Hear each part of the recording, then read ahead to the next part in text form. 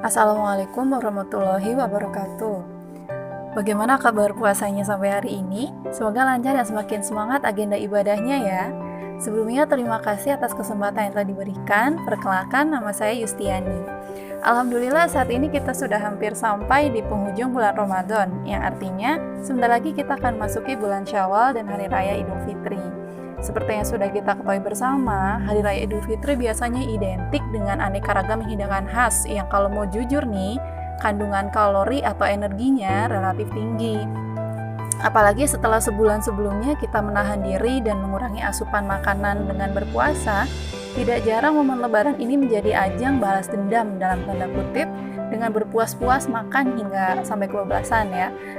Akibatnya tidak jarang yang mengeluh setelah lebaran, badan juga ikut-ikutan menjadi lebaran. Nah, oleh karena itu, dalam kesempatan ini saya akan berbagi sedikit tips agar lebaran tidak menjadi lebaran.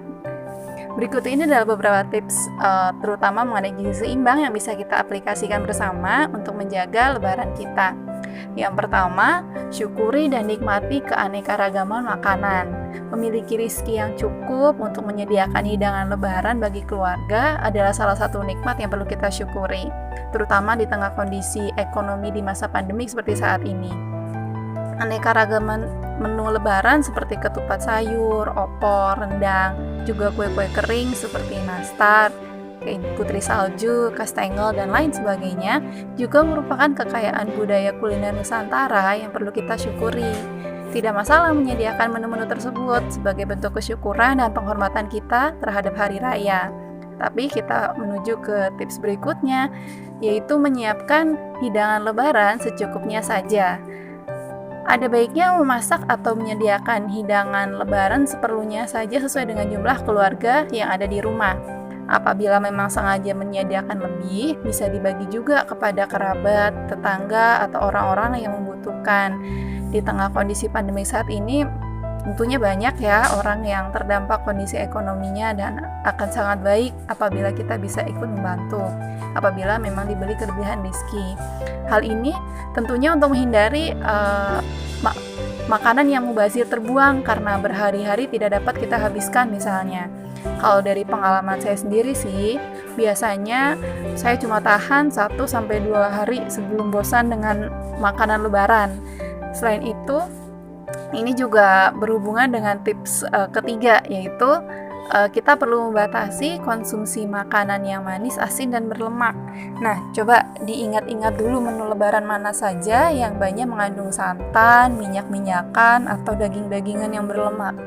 Ini yang perlu dikontrol konsumsinya ya, karena bisa menjadi sumber tambahan berat badan. Biasanya asalnya dari sini.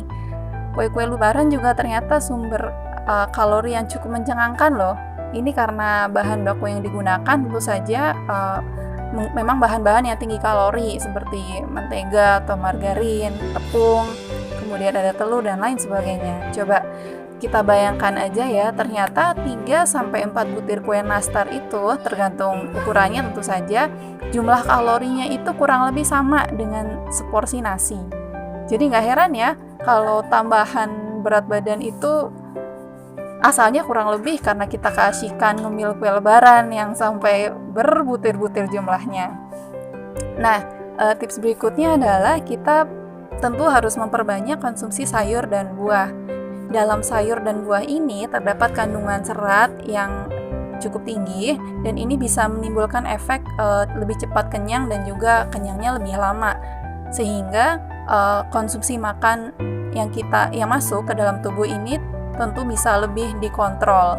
Nah, selain itu sayur dan buah juga memiliki banyak kandungan komponen fitokimia yang memiliki manfaat untuk meningkatkan metabolisme tubuh, termasuk diantaranya juga meningkatkan kerja sistem imun kita.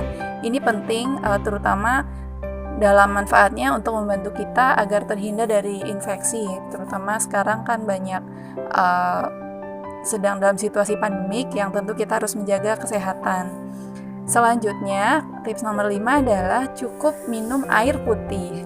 Kadang-kadang selain kue-kue lebaran, kita juga di dalam lebaran itu identiknya dengan sirup dan minuman yang manis-manis lainnya.